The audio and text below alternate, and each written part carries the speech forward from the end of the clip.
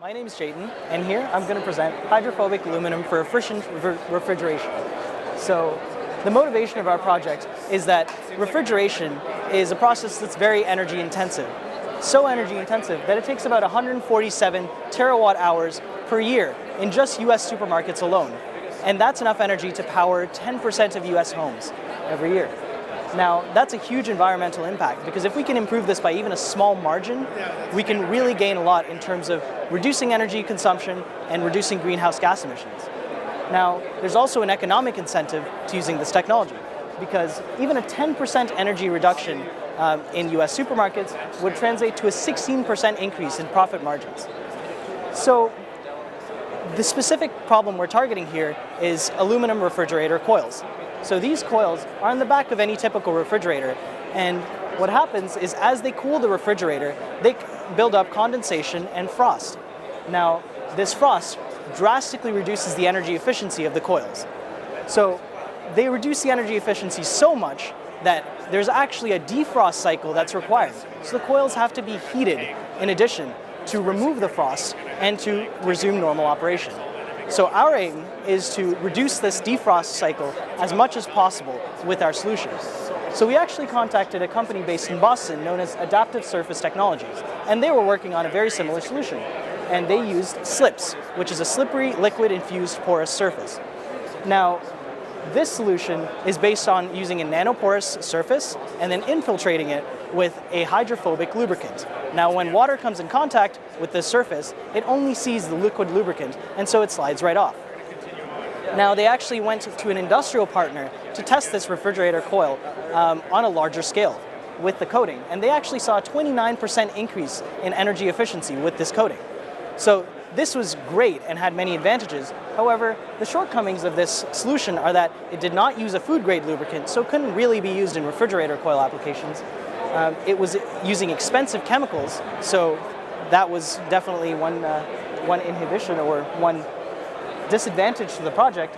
It was processed in ethanol at high temperatures, so this was a major disadvantage to be able to scale up the process because there was a fire hazard. And lastly, the performance of the coating degraded very rapidly. So what we are doing with our project is using this concept and improving upon it by making a food-grade system, improving the energy efficiency of regular coils to compare to the benchmark, then make it more durable than the current slips benchmark, and lastly, ensure that it's made in a commercially viable process and is cheap. So to break down our process, we start off with a bare aluminum panel. Now this aluminum panel is processed in boiling water for a short amount of time to form a porous aluminum oxyhydroxide, as you can see here. Now this is naturally nanoporous, and so we functionalize this with a chemical that reduces the surface energy of the bomite. Lastly, we add the lubricant layer to form our slips. So in terms of the actual design, we had to go through many material parameters and many material systems. So two things we looked at were the lubricant viscosity and its effect on durability, and second, the surfactant compatibility with the lubricant. So what we found for the viscosity is that by using a thicker lubricant or a more viscous lubricant, we actually got a longer lifetime. And you can see that this compares with the white line, which is the original solution proposed by Slips, and we can get up to the blue line with a more viscous solution. And for the surfactant compatibility, we realized that even if we used a better lubricant, we would get poor performance, as you can see from the white line, because of the incompatibility. And so we used a system that had the longer lifetime and was more compatible. So our proposed solution is a high viscosity mineral oil and a short chain alkyl surfactant. Now to actually look at the performance of this compared to our benchmark, we did a frosting study, and this was done in collaboration with Harvard. So this study essentially looked at a 90% relative humidity chamber where we applied a bare aluminum substrate with our proposed solution on a cooling plate.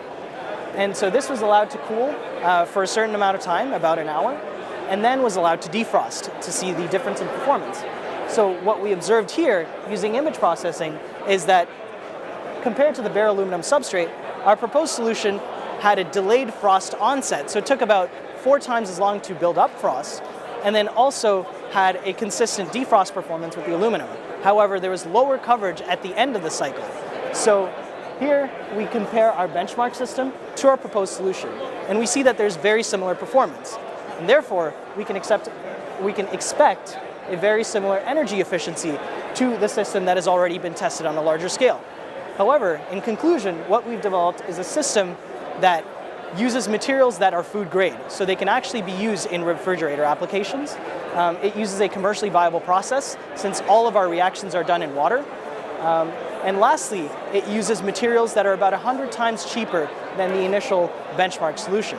And so this is our proposed solution for more efficient refrigeration using hydrophobic aluminum.